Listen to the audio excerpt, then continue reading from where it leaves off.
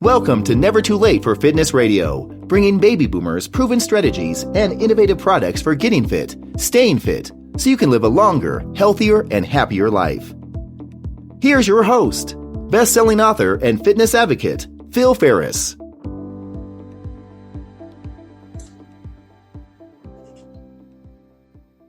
This is Phil Ferriss, and welcome to our show. Never Too Late for Fitness Radio provides answers and straight talk about fitness, nutrition, and healthy lifestyles for people over 50. Our goal is to educate and advocate health and fitness strategies that help you to live a longer, healthier, and happier life. Our guest today is Robert Protass. He is Vice President of Lifeline Screening. Robert earned an MBA in marketing from UC Berkley and spent many years in New York City in the financial services sector. Deep down, Robert had a desire to work for an organization that helps people better their lives, and he left the financial services world for Lifeline Screenings. Almost every day, he receives amazing testimonials about people's lives changing for the better due to their screenings at Lifeline. And this reinforced his desire to leave the financial world. So, Robert, I want to thank you so much for being on the show today. I'm glad to be here, Phil. Well, to begin with, can you tell us a little bit about Lifeline Screening and how you became involved with the organization? Sure. So Lifeline Screening has, we've been screening for over 20 years. We've screened over 9 million people over that time. We generally screen people for stroke and cardiovascular disease risk, as well as other chronic illnesses. I personally have been in marketing for over 20 years in financial services. Over the last 4 years, I've been doing marketing for Lifeline Screening. And the reason why I made that switch is I want to make a difference in people's lives. We look at a stat that for 4 out of 5 people who have a stroke, their very first symptom is the stroke. The good news out of that is that 80% of strokes and cardiovascular disease is actually preventable. And I get to communicate that message to the masses and help people identify potential risks to their health so that they can do something about it. So it's, for me personally, it's very gratifying. So you work in a job where you actually save lives and improve health. So, Robert, can you describe the types of people for which Lifeline Screening was designed and what they get when they get their screenings? Sure. So the right type of person to get screened by Lifeline Screening is generally someone that's asymptomatic, that doesn't have symptoms of a stroke or cardiovascular disease. And those risk factors are essentially people that are age 50 or above, or they might have high cholesterol or high blood pressure or diabetes, or maybe they were a smoker. Maybe there's weight issues, a family history of stroke or cardiovascular disease as additional risk factors. As you age, people become more vulnerable to stroke, cardiovascular disease, and other chronic illnesses. For instance, plaque does develop in your arteries and does make you more vulnerable to a stroke, so that being proactive can either provide you with peace of mind or early detection so you can do something about it. We have 5 screenings that we provide. They're simple, they're painless, they're non-invasive, and we provide a screening package for $149 that includes these screenings. We look at your carotid artery. We'll take an ultrasound device and put it against your neck and measure the level of plaque. And the more plaque that you have, the more vulnerable you are to a stroke. We'll examine your abdominal aorta and look for an aneurysm and a ballooning of this large artery in your belly that can rupture if it gets too big. We'll look for peripheral arterial disease and evaluate the pressures in your arms and your ankles and calculate what's called an ankle brachial index that examines the flow in your arteries and assesses the risk of cardiovascular disease. We do an atrial fibrillation test to look for a regular heartbeat, which can lead to a stroke. And we'll also do a bone density test on your shin bone and look for osteoporosis as part of the screening package. We've got 13,000 locations that we're at every year. We set up shop in churches and synagogues and community centers, medical facilities, and hotel conference rooms. And we'll screen anywhere from 500,000 to 700,000 people a year. Wow. Now, once I get my results, what typically do I do with them? And how do I interpret them?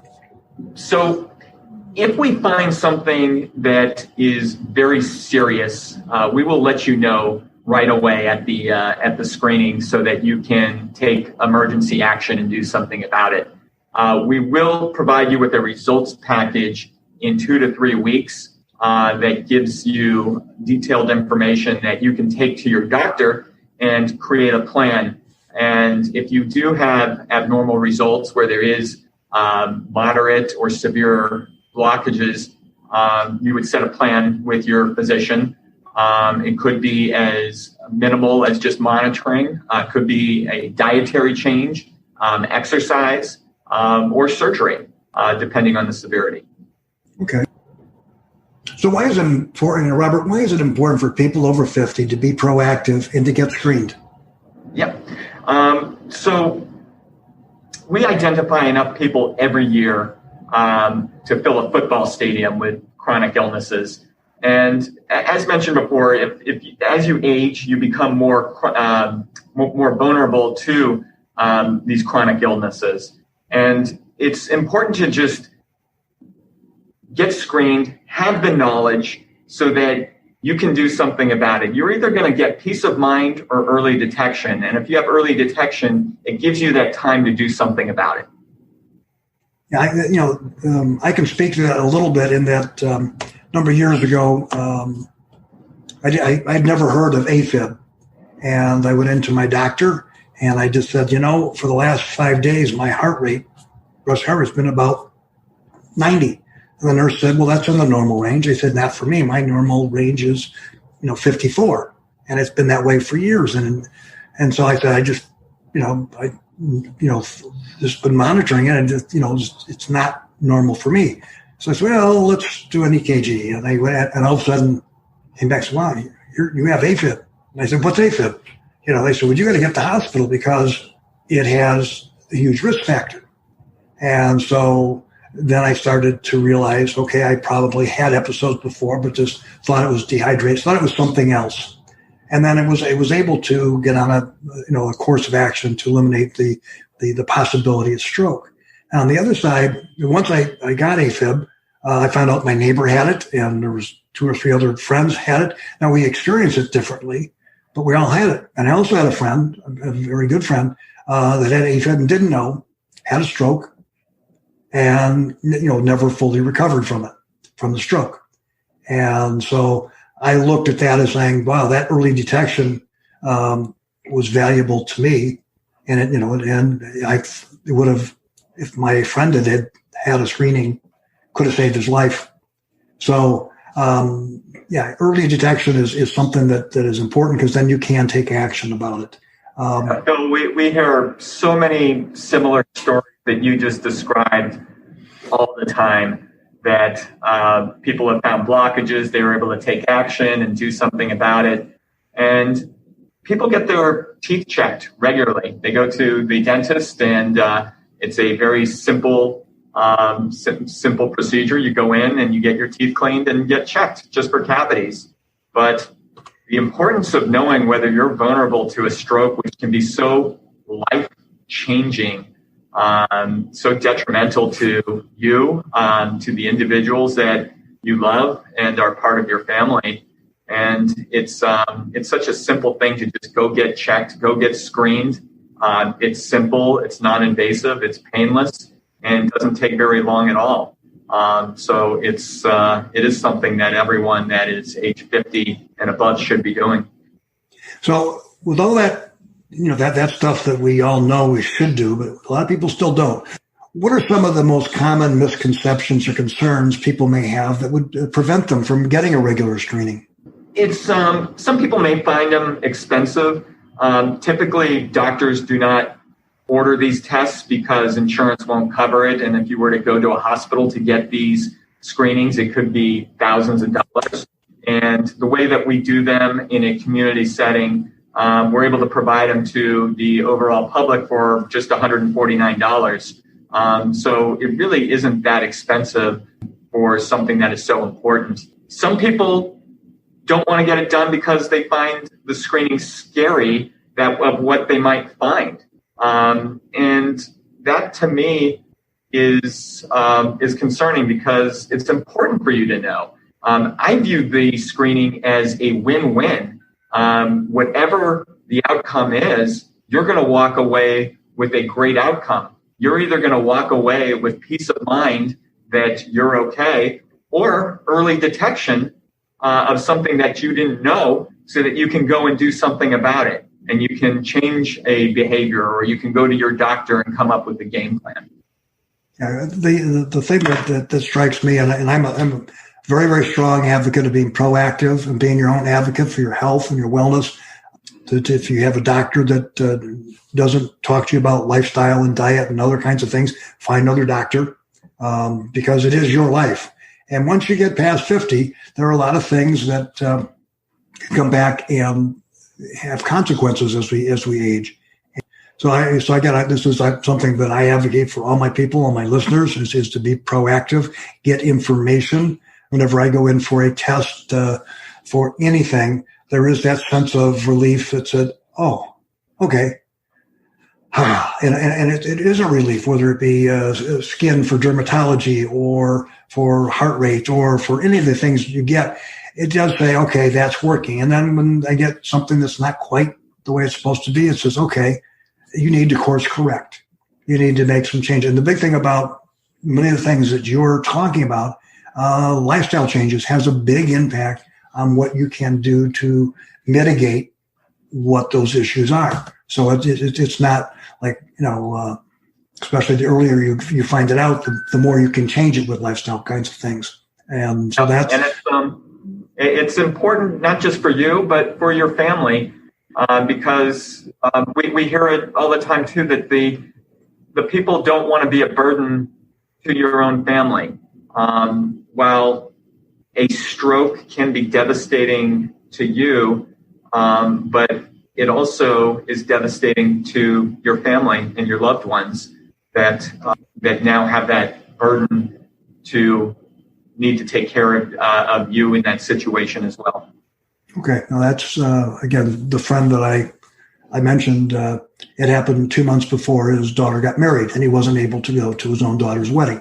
And so I'm at the wedding, I'm with his wife, I'm with his daughter, and he wasn't there. And it was a very heavy presence in a very joyous occasion, but that absence was felt by all. It was hard to, that was the elephant in the room. And so that's really struck me as to how lucky I was just to find out early. So if someone wants to get screened, how do they go about it? Where, how would I know where the screenings are taking place and how would I sign up? Yeah, so we have a link that we've provided to you that your listeners can click on, and I believe that's through your notes. Right. And what that's going to do is take you to a location finder where you'll be able to enter your zip code and see an abundance of locations where we will be that you can easily sign up for a screening. I got to ask this because of one of the concerns that people have that anything medical, in fact, anything going out is COVID. So what precautions are you taking to help safeguard the people who come in for screenings at the locations? Yeah, we take it very seriously. We are adhering to all CDC and state guidelines. We're taking precautions to minimize risks. All employees and customers are required to wear masks in the facilities. We have vigorous cleaning procedures that we do throughout the screening, before, during, and after. We take temperatures of the individuals before they actually enter the area. And we also ask them a questionnaire to find out about their symptoms. Additionally, we've reduced the number of appointments that we're taking so that we can ensure social distancing and not have too many people in the area. So there's a lot of things you do to control to make sure that people are, the social distancing's there, that the cleaning procedures are there, that the staff is taken care of, and that the people that are symptomatic, are not going to be coming and risking infecting other people. So that's, again, you don't want to assume those things, but I'm, sure that people feel very comfortable going there. Robert, I want to thank you so much for being on the show and sharing. This is something, a very important thing that's not always top of mind because I don't have symptoms. But I have to be aware that I need to be proactive about my health because I'm anybody over 50 needs to be proactive. And the more information you have, the better you are and able to chart a course future to stay healthy and to alleviate any problems that may be associated with the heart disease or the osteoporosis. So thank you very much for sharing your information, and people can sign up and find out more information on the link in the show notes. Great. Well, thank you, Phil, for having us. We really appreciate it. You've been listening to Never Too Late for Fitness Radio, hosted by Phil Ferris. To learn more about the guests or resources on our show today, or to listen to past episodes, go to nevertoolateforfitness.com.